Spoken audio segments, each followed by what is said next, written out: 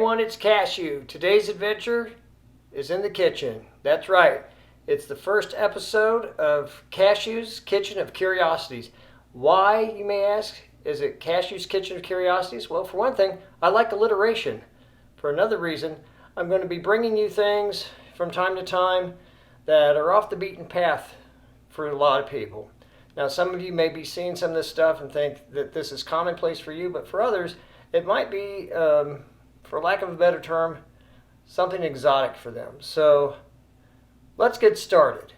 As many of you may know, there are lots of different types of sriracha out there, and I'm going to focus on three. I will focus on the original sriracha that's from Thailand, and then I'll take a look at the American version of sriracha that's known as rooster sauce from Huy Fong Foods. And then I'll take a look at Tabasco's spin on sriracha, and I'll do a review of all three. There are a couple of different versions of sriracha's origins. The one thing that is agreed upon is that it came from the city of Sriracha in Thailand.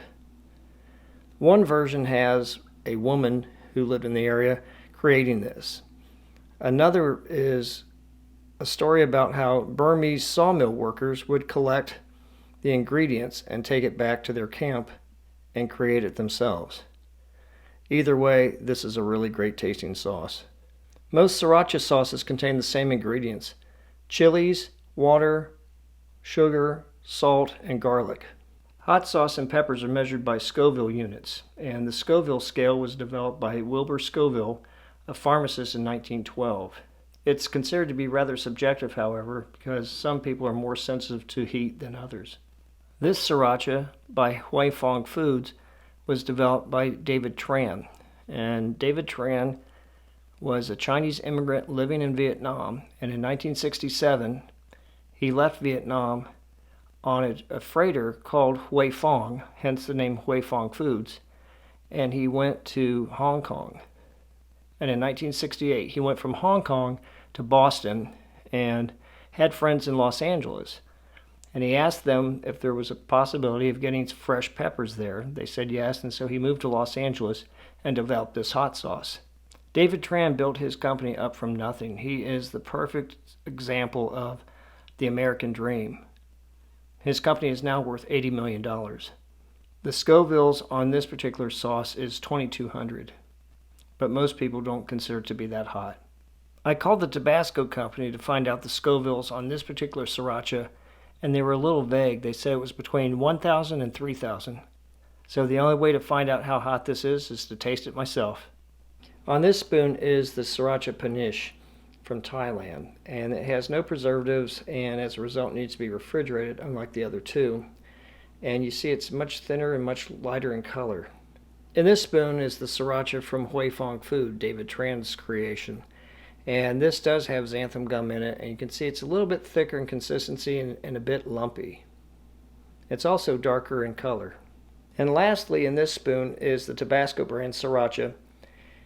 It too has xanthan gum, but it's a little bit thinner in consistency and a little bit lighter in color. In fact, it looks a little bit like a thicker version of the original Tabasco sauce.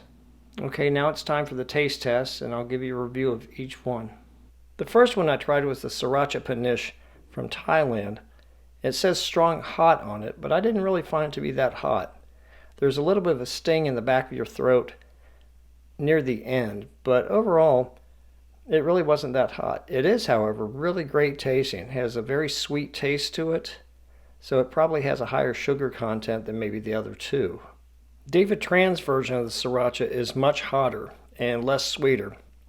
And at first it had a kind of a thick, almost tomato-like quality to it, even though there's no tomato in it.